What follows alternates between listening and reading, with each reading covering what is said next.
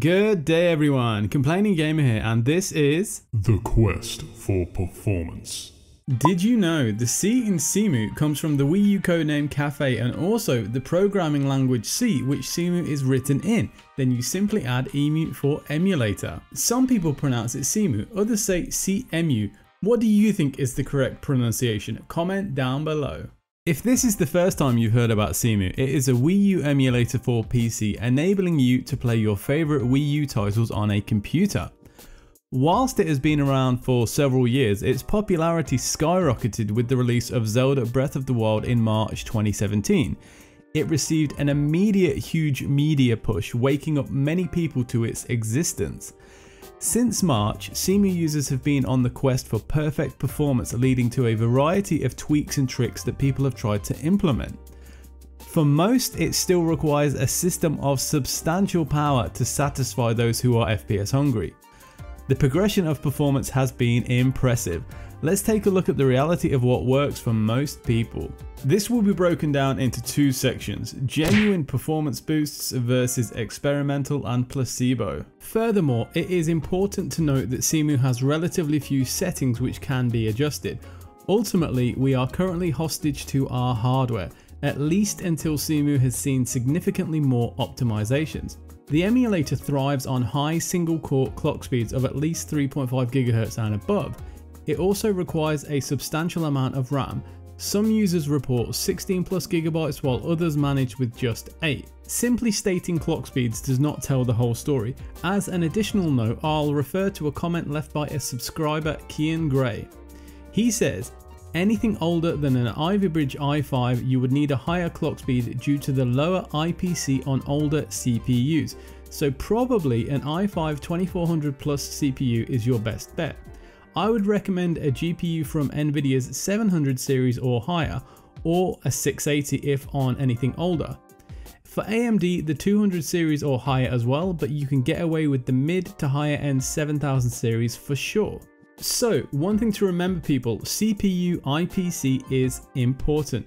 And I should also say, if you're new to Cemu and have an AMD GPU, then be prepared for some issues as its OpenGL support is not on par with Nvidia. Therefore, today an Nvidia graphics card will provide better performance within Cemu. We're going to take a look at what actually works versus what doesn't. Let's look at the tweaks that can be done before starting your game. On the desktop, the first thing that we're going to do is change our power options to high. So we're going to go down to our Windows logo, right click, and then power options. You can also just type power in the search bar and do it this way. When we are in our power options, we are going to select high performance. Okay, click change plan just to check that everything is where it needs to be. We're going to go to change advanced power settings. And we're going to go down to processor power management just to check that everything is at maximum. If you're on a laptop, it's important to note that this will drain the battery very quickly. Next up, we're going to take a look at creating a page file. In your search bar, type performance. Adjust the appearance and performance of Windows. Click on that. Okay, then the advanced tab, and then down to virtual memory and change. In here you have a few different options. You can pick automatically manage the paging file, or system manage size and then set, or you can also create a custom size of how much you want to use. What this is going to do is use your hard drive as additional RAM. So if you find that Cemu is crashing during shader compilation, then you probably need more RAM. If you have enough RAM, then you can ignore this stage, but I have one warning. Some users believe that using a page file on an SSD can have huge negative effects. So in that case, make sure that you select the hard drive to be used as just your standard hard drive.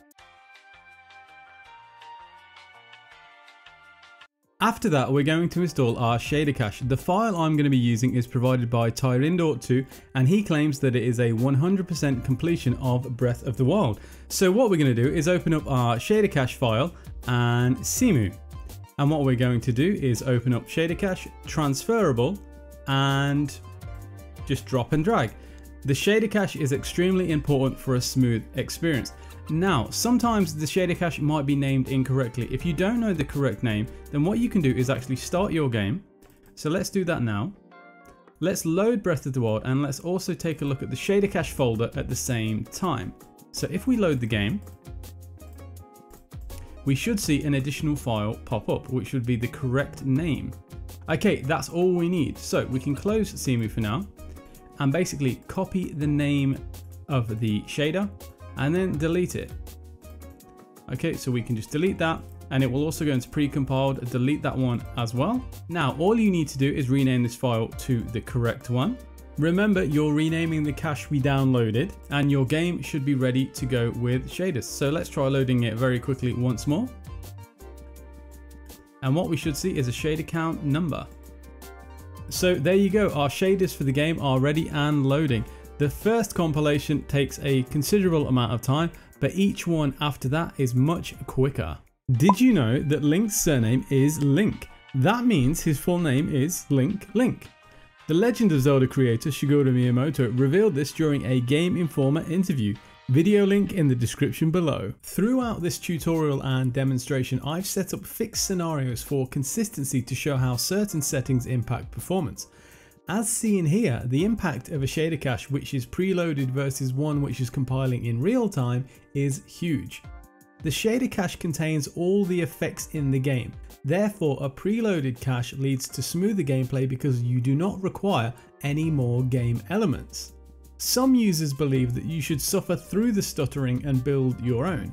My personal belief is that you will be fine downloading a ready-made shader. However, if you do have issues with someone else's cache, I recommend deleting it in transferable and precompiled and try loading it again. If you still have problems, try experimenting with other cache files. If none of those work for you, then build your own. I'll provide a link to the shader cache used here in the description below. So here we are people, freshly loaded into my Breath of the Wild save, and just using a shader cache and currently no additional tweaks, I'm able to get around 20 FPS. Now this is in Cemu 1.9.0b, which is currently the most optimized version we have had yet. So we took a look at some of the things you can do before you jump into the game, and now with an FPS counter, we're going to take a look at what you can do after you have loaded into your game. So the first thing you're going to need to do with a fresh Cemu build is go to Options, GPU Buffer Accuracy, and set that to low. Okay, so at the minute we're currently locked at 20. The next step is something that just about every Cemu user has to do, and that is go to Options and Fence Skip. All of a sudden we jump up to 30. Now this is the crucial feature for anyone using Cemu basically, regardless of CPU. So let's take a little run around and see how our performance is. Of course, we would get considerable stutter if we didn't have a substantial shader cache. So as you can see, there is some degree of pulsating and some degree of frame loss. Now that's due to my actual hardware, which is not quite strong enough. And we'll talk about my specs a little bit later on. But as you can see, and I'm sure you will agree, the performance is not bad at all, especially given my hardware. So once again, just to show you, when you are in game, there are not too many settings. Just Fence Skip, so if we turn it off, we get locked back down to 20 because of the double buffer VSync. And I also have GPU Buffer Accuracy set to low. If you set that to high, you should see additional frame drops. So everything is about trying to add to our performance. So the two things that I always do, Fence Skip, GPU Buffer Accuracy low. If you're curious about which graphic packs I'm using, let me show you right now. I'm using 1080p resolution along with contrasty, higher quality shadows, and Pro plus HUD. So what is Pro plus HUD? As you can see, there is absolutely nothing on screen. Contrasty, of course, that affects contrast and saturation. And high-res shadows is fairly self-explanatory, high-res shadows. We'll take a look at the impact of graphic packs a little bit later. One of the additional features of Cemu 1.9.0 can be found in the debug menu. So here we have full sync at GX2 draw done. Now this is designed to try and eliminate sync issues between GPU and CPU, one of the main causes of crashes in the past. I've been asked countless times, what do you do given your moderate hardware? And honestly, there are no secrets. I use a shader cache, I use fence skip and GPU buffer accuracy low. That's about it. I've got 16 gigabytes of DDR4 RAM and an i5 6400 processor which has a default clock of 2.7 GHz and it can turbo clock to 3.3, which is pretty much what it's constantly at when I play Breath of the Wild. When it comes to using the GX2 feature, it really varies from user to user in terms of performance. So for example, right now it's off and I'm doing a 360 of the environment. Now this is with fence skip on and it's fairly stable. The pulsating is at a minimum. If I turn it on, does that change? Not really. You are going to have to test this for yourself to see whether you get an increase or decrease in performance. A little bit later, we'll take a look at performance in villages and we'll also talk about double buffer VSync and frame locks. On my rig in towns and villages, I've never been able to beat that 20 FPS lock no matter what I do. A GPU fence means that the emulated CPU and GPU must be in sync at a given point. This forces one to wait for the other. By skipping them, you are forcing them out of sync. This can potentially lead to unpredictable behavior. Fence skip has often been blamed for crashes in Cemu due to it breaking the CPU-GPU sync. At the same time, it is an absolute must for reaching the desired FPS and the majority of users swear by it. Desync issues have been a problem regardless of fence skip, but Cemu now has a feature called GX2 Draw Done which is designed to fix any sync issue. The downside of this is that it can lead to erratic FPS. Fence skip is a feature of the Cemu Hook DLL. That's it for part 1 people of The Quest for Performance. Make sure to check back for part 2 coming very soon, where we take a look at experimental ways of improving performance and some just pure 100% placebos that do nothing. If you enjoyed part 1 and would like to see part 2, make sure to subscribe.